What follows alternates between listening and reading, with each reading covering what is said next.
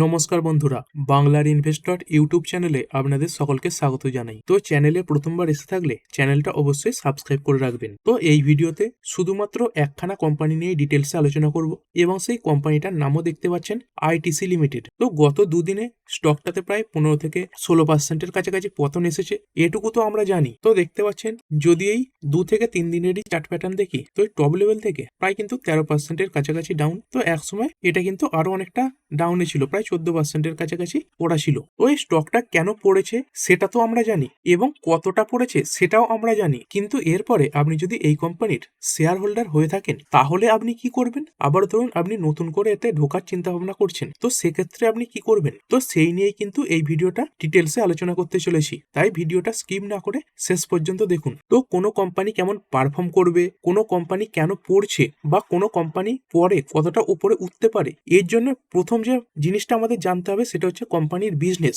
তো কোম্পানির এই বিজনেস এটা মোটামুটি জানা হয়ে গেলেই আমরা কিন্তু বুঝতে পেরে যাই যে কোনো একটা খবরের কারণে স্টকে কত বেশি পতন আসতে পারে, বা সেই পতনে যে অনেকে ভয় পেয়ে বেরিয়ে গেছেন, তো সেইখান থেকে রিকভারির সম্ভাবনাটা কতটুকু রয়েছে। তো এই বিজনেসটা বুঝে নিলেই আপনি কিন্তু এটাও বুঝতে পারবেন যে স্টকটা শর্ট টার্মে বলুন বা লং টার্মে বলুন, এইখান থেকে রিকভার করবে কি করবে না, আর করলেও কতটা করতে পারে। তো প্রথমে আমরা এই কোম্পানিটার ব্যাপারে ডিটেলসে জানবো। তো এই যে আইটিসি লিমিটেড, তো এই কোম্পানির ফুল ফর্ম কি? তো দেখতে পাচ্ছেন আইটিসি লিমিটেডের যে উইকিপিডিয়া সেটা খুলে নিয়েছি। তো প্রথমে এটার নাম কি ছিল? দেখতে পাচ্ছেন অনেক দিনের পুরনো কোম্পানি, এই 1910 থেকে 1970 পর্যন্ত এই imperial tobacco company of India limited এই নামটা ছিল, এবং তারপরে 1970 থেকে 1974 পর্যন্ত কি নাম ছিল? India tobacco company limited. তো অনেকেই আইটিসির ফুল ফর্ম বলতে গিয়ে এটাও বলেন যে ইম্পেরিয়াল টোব্যাকো কোম্পানি, অনেকে আবার এই ইন্ডিয়া টোব্যাকো কোম্পানিও বলে থাকেন। এবং বর্তমানে কোম্পানিটার নাম দেখতে পাচ্ছেন কি রয়েছে? ITC limited. আর কি ধরনের কোম্পানি দেখতে পাচ্ছেন? পাবলিক কোম্পানি, মানে মার্কেটে লিস্ট রয়েছে। কোথায় কোথায় লিস্ট রয়েছে? বিএসসি তেও লিস্ট রয়েছে এবং এনএসসি তেও লিস্ট রয়েছে। এবং কি ইন্ডাস্ট্রি দেখতে পাচ্ছেন? কংগ্লোমেরেট, মানে একটা বড় ইন্ডাস্ট্রি, এর মধ্যে অনেক প্রোডাক্ট রয়েছে। তো এই কোম্পানি কবেকার কোম্পানি? 1910-এর কোম্পানি, প্রায় 115 বছর আগেকার কোম্পানি। তো এর হেডকোয়ার্টার কোথায়? তো এই কলকাতা চৌরঙ্গি রোডে। তো কোম্পানির কি কি প্রোডাক্ট রয়েছে দেখতে পাচ্ছেন? এই সিগারেট রয়েছে, তার সঙ্গে সঙ্গে এফএমসিজি সেক্টরে কাজ করে থাকে, কনজিউমার গুডস রয়েছে, পেপার বোর্ডস রয়েছে, তারপরে স্পেশালিটি পেপারস রয়েছে, প্যাকেজিং এর কাজ করে থাকে, কিছু এগ্রি বিজনেসও করে থাকে, এবং কিছুটা ইনফরমেশন টেকনোলজির কাজও করে থাকে। তো এই কোম্পানির আন্ডারে কি কি ব্র্যান্ড রয়েছে? তো এখানে অল্প কিছু নামি দামি ব্র্যান্ডের নাম দেওয়া রয়েছে। দেখতে পাচ্ছেন কি রয়েছে? গোল্ড ফ্লেক, তারপরে এই যে উইলস নেভি কার্ড, এটার নাম দেখতে পাচ্ছেন, তারপরে এই যে ক্লাসিক, এর নামটা দেখতে পাচ্ছেন। তো এই তিনখানা ব্র্যান্ডই কিন্তু সিগারেটের ব্র্যান্ড। তারপরে এই যে আশীর্বাদ, এই যে ব্র্যান্ডটা রয়েছে, তো এর মধ্যে অনেক কিছু দেখতে পাই এফএমসিজি প্রোডাক্ট, যেমন তার মধ্যে আটা, এটাকেই আমরা বেশিরভাগ চিনে থাকি। তারপরে আরো একটা ব্র্যান্ড দেখতে পাচ্ছেন, কি? এই স্যাভলন, তো এই পার্সোনাল কেয়ারের ব্র্যান্ড। তারপরে এই ফিএমআরডি উইলস, তারপরে এই বই খাতার সেগমেন্টে একটা বড় নাম ক্লাসমেট, এটাও কিন্তু এর কোম্পানি। তারপরে দেখতে পাচ্ছেন এই সানফিস্টের নাম রয়েছে এবং ভিভেলের নাম রয়েছে। এবং এগুলো ছাড়াও কোম্পানির যে বিজনেস সেটা কিন্তু আরো অনেক বড়। তো এখানে দেখতে পাচ্ছেন এফএমসিজি যে বিজনেস সেটা খুলে নিয়েছি। তো এই আশীর্বাদ এর আন্ডারে কি কি রয়েছে? আটা রয়েছে, তার সঙ্গে সঙ্গে সল্ট, বিভিন্ন যে মশলা স্পাইসেস দেখতে পাচ্ছেন, তারপরে অর্গানিক প্রোডাক্ট এইগুলো পাওয়া যায়। তারপরে কোম্পানির কিছু স্ন্যাক্সও রয়েছে, এই দেখতে পাচ্ছেন বিঙ্গো, ম্যাড অ্যাঙ্গেলস রয়েছে, তারপরে তেরে মেরে রয়েছে, তারপরে পটেটো চিপস রয়েছে। তারপরে যদি বিস্কুট এবং কেকের মধ্যে বলি, তো সানফিস্ট রয়েছে, এই যে ডার্ক ফ্যান্টাসি, তারপরে Mom's Magic, Marie Light, Bounce, এইগুলো কিন্তু এই কোম্পানির আন্ডারে। তারপরে নুডলস এবং পাস্তা এই সেগমেন্টে কি রয়েছে? ইএফপি। তারপরে ডেয়ারিয়ান বেভারেজেস, এখানে বি ন্যাচারাল রয়েছে, আশীর্বাদ স্বস্তি মিল্ক ঘি এইগুলো পাওয়া যায়। তারপরে এই কফি সেগমেন্টে সানবিন রয়েছে। তারপরে এই চকলেট সেগমেন্টে দেখতে পাচ্ছেন ফেবেল রয়েছে, লাক্সারি চকোলেট, তারপরে এই ক্যান্ডিম্যান, জেলিমেলস এবং মিন্টো। কিছু রেডি টু ইট প্রোডাক্টও রয়েছে।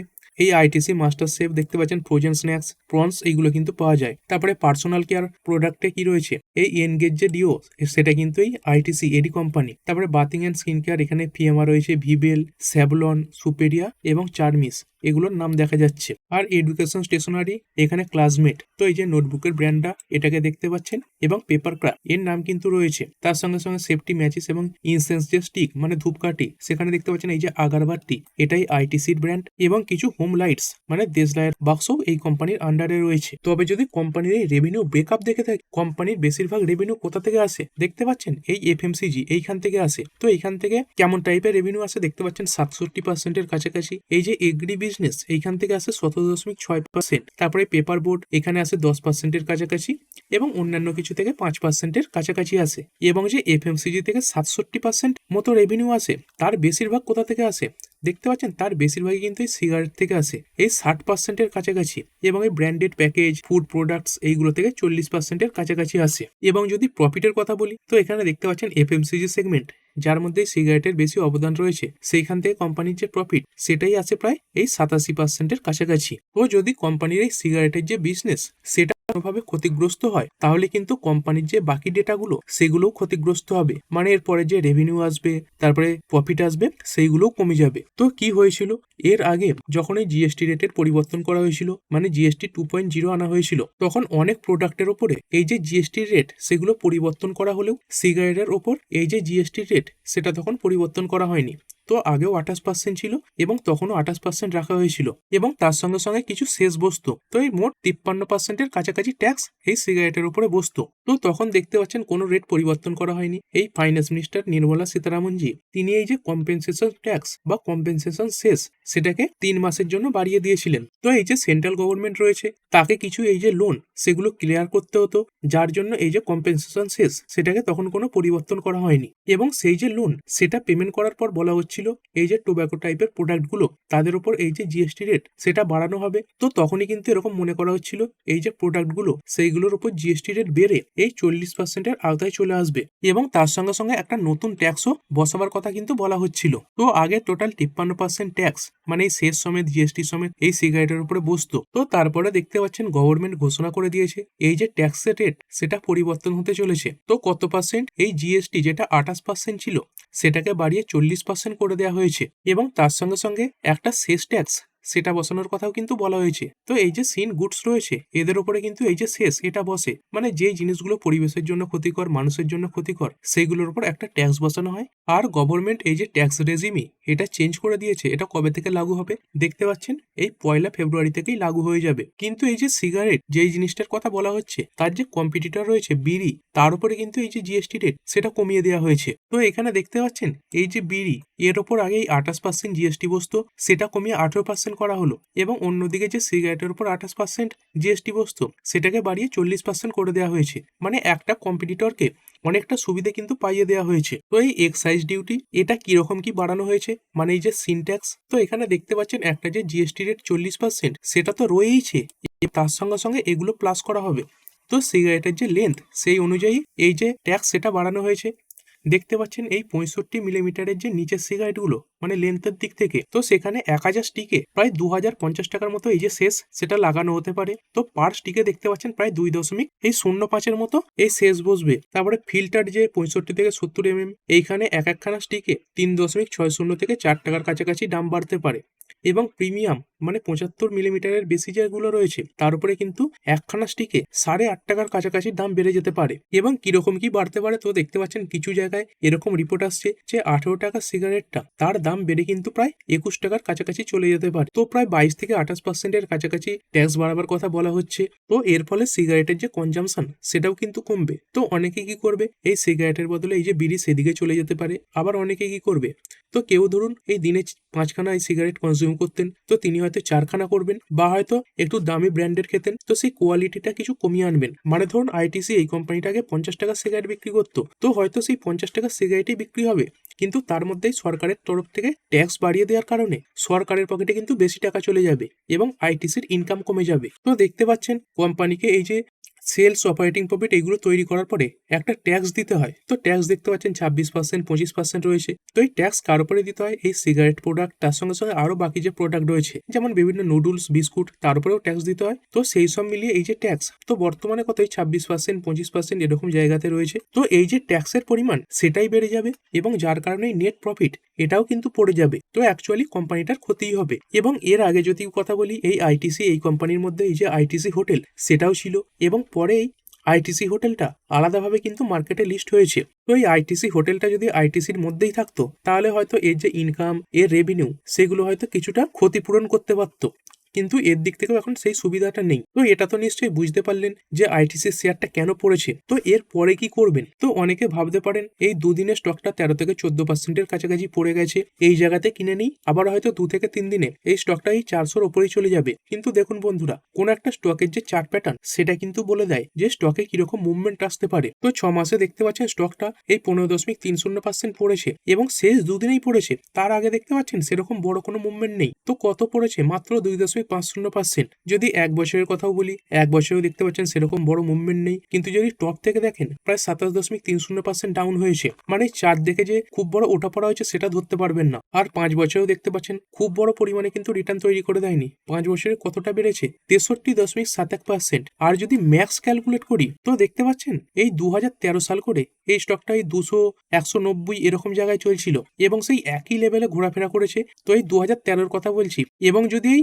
2021-এর কথাও বলি তো এই সময়ও দেখতে পাচ্ছেন স্টকটা কিন্তু সেই একই লেভেলে ঘোরাফেরা করতে করতে কোনো সময় উঠেছে, কোনো সময় পড়েছে, সেই আবার 200-র কাছাকাছি ফিরে এসেছে। মানে লং টার্মেও কোম্পানির যে চার্ট প্যাটার্ন সেটা খুব একটা ইম্প্রুভ হয় না, মানে খুব একটা বড় রিটার্ন তৈরি হয় না। তো প্রায় দেখতেই পাচ্ছেন 8 থেকে 9 বছর একই জায়গায় কিন্তু ঘোরাফেরা করেছে। তো এই সময় করে আইটিসি এই যে কোম্পানিটা, এটাকে কিন্তু 200 টাকা নোটও বলা হতো অনেক সময়। কোম্পানির যদি মার্কেট ক্যাপ দেখি বর্তমানে দেখতে পাচ্ছেন এতটা পড়ে যাওয়ার পরে এই যে মার্কেট ক্যাপ এটা কত এসে দাঁড়িয়েছে? 4,38,576 কোটি। তো এমনিতেই লার্জ ক্যাপ কোম্পানি এবং এই লার্জ ক্যাপ কোম্পানিগুলোতে বড় মুভও কিন্তু চট করে আসে না। এবং এই দুদিনের পতনেই কোম্পানির যে মার্কেট ক্যাপ সেটা কিন্তু প্রায় 70,000 কোটির কাছাকাছি উড়ে গেছে। মানে এর আগে এই যে মার্কেট ক্যাপ সেটাই 5 লাখ কোটির ওপরে ছিল। তো অনেকে এই স্টকটাকে লং টার্ম করে থাকেন, কারণ এই কোম্পানিটা ভালো পরিমাণে ডিভিডেন্ড দিয়ে থাকে। দেখতে পাচ্ছেন 4.10% ডিভিডেন্ড ইল্ড কিন্তু রয়েছে। এবং কোম্পানির যদি সেলসের কথা বলি তো সেলস দেখতে পাচ্ছেন 21,495 কোটি, 19,502 কোটি। কিন্তু এই সেলস এটা কোথা থেকে এসেছে সেটাও কিন্তু দেখতে হবে। তো তার জন্য কি করতে হয়, কোম্পানিগুলো যখন কোয়ার্টারলি নাম্বার পেশ করে তো সেই নাম্বার ডিটেলসে দেখতে হয়। শুধু এই সেলস এটা দেখলে তো আপনি বুঝতে পারবেন না যে সিগারেট থেকে কত সেলস হচ্ছে, অন্যান্য প্রোডাক্টগুলোর থেকে কত সেলস হচ্ছে। তো যদি এই লাস্ট কোয়ার্টারে সেই ডেটাটা একবার খুলে নিই তো দেখতে পাচ্ছেন এই সেপ্টেম্বর 2025-এর যে ডেটা সেটা খুলে নিয়েছি এবং এটা কনসোলিডেটেড নাম্বার। তো যদি এফএমসিজি সেগমেন্টের কথা বলি তো দেখতে পাচ্ছেন এই সিগারেট এইখান থেকে যে রেভিনিউ সেটা কত এসেছে 9,414 কোটি এবং আদার্স এইখান থেকে কত 6,059। তো শুধু সিগারেট থেকেই বেশি রেভিনিউ কিন্তু তৈরি হয়েছে এবং বাকিগুলো থেকেও আসে সেগুলো কিন্তু কম। দেখতে পাচ্ছেন এই এগ্রি বিজনেস এইখান থেকে 4,000 কোটি, তারপরে paper board, paper and packaging এইখানে 2,220 কোটি এবং অন্যান্য কিছু থেকে আসে 1,244 কোটির কাছাকাছি। মানে কি এই সিগারেট থেকেই সব থেকে বড় ব্যবসা কোম্পানির কাছে আসে এবং এর উপরেই সরকার কিন্তু বড় ট্যাক্স বসিয়ে দিয়েছে। তো এই Q3 যে নাম্বারটা আসবে সেটা দেখাও কিন্তু আইটিসির জন্য অত্যন্ত গুরুত্বপূর্ণ হবে। এবং যদি কোম্পানির শেয়ার হোল্ডিং প্যাটার্ন দেখি তো যদি দেখেন রিসেন্ট কিছু কোয়ার্টারে এই যে এফআইআইরা তারা কিন্তু নিয়মিত বিক্রি করে গেছে, তবে সেই জায়গায় ডিআইআই এরা কিনেছে। এইখানে দেখতে পাচ্ছেন কোনো প্রমোটার কিন্তু নেই। তো ওয়েল ম্যানেজড একটা কোম্পানি এবং পাবলিকের কাছে কত রয়েছে মাত্র 15%-এর কাছাকাছি। তো এই এফআইআই ডিআইআই এরাই বেশিরভাগ কিন্তু ধরে রেখেছে। তো এইখানেও বড় বড় নাম দেখতে পাবেন। যদি এই এফআইআর কথা বলি এই যে জিকিউজি যেটা আদানি গ্রুপে বড় ইনভেস্ট করে রেখেছে, তারপরে টোব্যাকো ম্যানুফ্যাকচারার্স এটার নাম রয়েছে, তারপরে গোল্ডম্যান স্যাচ, তারপরে রোডম্যান্স ইন্টারন্যাশনাল, তারপরে গভর্নমেন্ট অফ সিঙ্গাপুর এরও কিছু স্টেক ছিল তো এরা বিক্রি করে দিয়েছে। এবং ডিআইআই এর মধ্যে যদি দেখেন এলআইসি রয়েছে, তারপরে SBI mutual fund, ICICI Prudential রয়েছে, তারপরে General Insurance Corporation of India, NPC trust, তারপরে the New India Assurance Company Limited, SBI Nifty fifty. তো বড় বড় নাম দেখতে পাচ্ছেন। মানে কি এখানে যারা ইনভেস্ট করে রাখে তারা কিন্তু প্রচুর লম্বা সময়ের জন্য ইনভেস্ট করে রাখে। এবং রিসেন্ট কিছু কোয়ার্টারে এই কোম্পানির একটা বড় ইনভেস্টর অনেক পরিমাণে শেয়ার কিন্তু সেল করে দিয়েছে। তো এই ব্রিটিশ আমেরিকান টোব্যাকো এই যে কোম্পানিটা রয়েছে তারা আগের থেকে তাদের যে স্টেক সেগুলো অনেক কমিয়েছে। তো এটা দেখতে পাচ্ছেন মে 28-এর খবর। তো তখন এই ব্লক ডিলের মাধ্যমে আইটিসির কিছু শেয়ার এরা বিক্রি করেছিল, তারপরেও বিক্রি করেছে। তারপরে যদি দেখেন এই ডিসেম্বর 5-এর খবর, এই দিনে তো সব থেকে বেশি বিক্রি করেছিল এই যে ব্রিটিশ আমেরিকান টোব্যাকো। তারা প্রায় 9% আইটিসির যে স্টেক সেগুলো সেল করে দিয়েছিল, প্রায় 3800 কোটিতে এই সেল হয়েছিল। এবং এত কিছু বিক্রি করার পরে কোম্পানির যে শেয়ার হোল্ডিং সেটাও কমে গিয়েছিল। তো দেখতে পাচ্ছেন 6.3% ইকুইটি তারা কিন্তু এখনো ধরে রেখেছে। তো আগে কত পার্সেন্ট ছিল দেখতে পাচ্ছেন 25.4% এবং বর্তমানে সেটা 10-এর নিচে কিন্তু নেমে এসেছে। তো এই কোম্পানিটাও বড় বড় ডিসকাউন্টে সেল করেছে, সেটাও কিন্তু কোম্পানির উপর একটা বড় প্রেসার তৈরি করেছে। এবং এসব কারণেই যদি দেখেন এক বছরে কিন্তু প্রায় 27.30%-এর কাছাকাছি ডাউন ডাউন হয়েছে। আর স্টক এরকম জিএসটির খবরের পরে পড়ে গেছে। তারপরে বিভিন্ন যে ব্রোকারেজ হাউসগুলো তারাও বিয়ারিশ হয়ে গেছে। তো এই ব্রোকারেজ হাউসগুলো এরাও কিন্তু মনে করছে কোম্পানির যে আর্নিং সেখানে কিন্তু বড় আঘাত আসতে পারে। তো অনেকের টার্গেট প্রাইস প্রায় 34% পর্যন্ত কমিয়ে দিয়েছে। তো যদি কিছু ব্রোকারের কথা বলি, এই যেমন জেপি মর্গান এর আগে 475 টার্গেট দিয়েছিল, কমিয়ে করেছে 375। তারপরে নুভামা এরা এই 415 টার্গেট দিয়েছে। তারপরে ইউবিএস এর আগে 490 টার্গেট দিয়েছিল, কমিয়ে করেছে 430। তারপরে জেব্রিস এরা হোল্ডের টার্গেট দিয়েছে, কিন্তু দেখতে পাচ্ছেন কাটির টার্গেট প্রাইস তো কেটে কত করেছে 400 টাকা পার শেয়ার। তারপরে মতিলাল ওসওয়াল এরাও এই নিউট্রাল রেটিং এবং সঙ্গে সঙ্গে 400 টার্গেট প্রাইস দিয়েছে। তারপরে যে ফাইন্যান্সিয়াল এরাও টার্গেট প্রাইস কমিয়েছে। আর এরকম যে ব্রোকারগুলো এরা কিন্তু এই যে টার্গেট প্রাইস সেগুলো 1 বছরের জন্য দেয়। এবং এখানে দেখতেও পাচ্ছেন 28 জন যে ব্রোকার যারা এরকম রেটিং দিচ্ছে তাদের মধ্যে 17 জন স্ট্রংলি কিন্তু সেলসের কথা বলছে, নিউট্রালে কজন রয়েছে 7 জন এবং কেনার কথা বলছে মাত্র 2 জন। তো বহু ডাউন হয়েছে দেখতে পাচ্ছেন। 20 ডে বলুন, 50 ডে বা 200 ডে সব ইএম এর অনেক নিচে কিন্তু ট্রেড করছে। তো বর্তমানে কতই রয়েছে 350-এর কাছাকাছি রয়েছে দেখতে পাচ্ছেন। তো এত বড় পতনের পরে শর্ট টার্মে হয়তো স্টকটাতে কিছুটা উত্থান আসতে পারে, এই 370-375 পর্যন্ত যেতে পারে। কিন্তু খুব বড় কোনো খবর না এলে এবং খুব বড় বড় ইনভেস্টমেন্ট না এলে স্টক কিন্তু 400 পর্যন্ত যাওয়া এই শর্ট টার্মে খুবই অসম্ভব ব্যাপার। কারণ এই দুদিনের সেলিং এই দেখতে পাচ্ছেন প্রায় 70,000 কোটির মতো টাকা উড়ে গেছে। তো এর থেকেও বড় বড় ইনভেস্টমেন্ট কিন্তু আসতে হবে, তবে কিন্তু স্টক ওপরে উঠবে। তো ওপর দিকে 370-75 এই লেভেলটাকে ধরে এগিয়ে যেতে পারেন। আর যদি নিচের দিকে স্টপ লসের কথা বলি, তো এরপরে স্টপ লস কতই দাঁড়াচ্ছে, তো যদি কথা বলি এরপরে যে স্টপ লস সেটা কিন্তু সরাসরি ভাবে এই 330-এর কাছাকাছি এসে দাঁড়াচ্ছে। তো নিচের দিকে 330 এবং ওপর দিকে 375 এই দুটো লেভেল ধরে কিন্তু শর্ট টার্মে এগিয়ে যেতে পারেন। আর যদি লং টার্মের কথা বলি, তো দেখুন লং টার্মে এই যে সিগারেট কোম্পানিগুলো এদের উপর সেরকম কোনো ফারাক পড়ে না। কারণ যারা এই সিগারেট টাইপের জিনিসগুলো কনজিউম করে তারা কিন্তু যে কোনো প্রকারে এই যে জিনিসগুলো সেগুলো কনজিউম করতেই থাকবে। এই যে ট্যাক্স লাগিয়ে দিচ্ছে মানে এই নয় যে মানুষ সিগারেট খাওয়া ছেড়ে দেবে, মানে যারা নিয়মিত খায় তাদের কথা বলছি। তো অনেক চেন স্মোকার রয়েছে যারা কিন্তু এই সিগারেট ছাড়া থাকতেই পারে না, এবং সেই কারণেই তো গভর্নমেন্ট এই যে সিগারেট রয়েছে তার সঙ্গে সঙ্গে এই ওয়াইন রয়েছে তাদের উপর নিজেদের ইচ্ছা মতো ট্যাক্স বসিয়ে দেয়, এবং সাধারণ যে পাবলিক তারাও কিন্তু এর বিরোধিতা করে না। তো এই ছিল আইটিসি কোম্পানি সম্পর্কে ফুল ডিটেলস, কেন পড়েছে এবং যে পড়েছে তার ফলে কতটা ইম্প্যাক্ট করতে পারে এবং এই জায়গাতে আপনার কি করা উচিত, তো সেই সবই বললাম। তো এবার চাইলে আপনি আপনার মতো করে ডিসিশন নিতে পারেন। তো ঠিক আছে বন্ধুরা, আশা করছি ভিডিওটা আপনাদের ভালো লেগেছে। আপনি চাইলে এটাকে লাইক এবং শেয়ার করতে পারেন।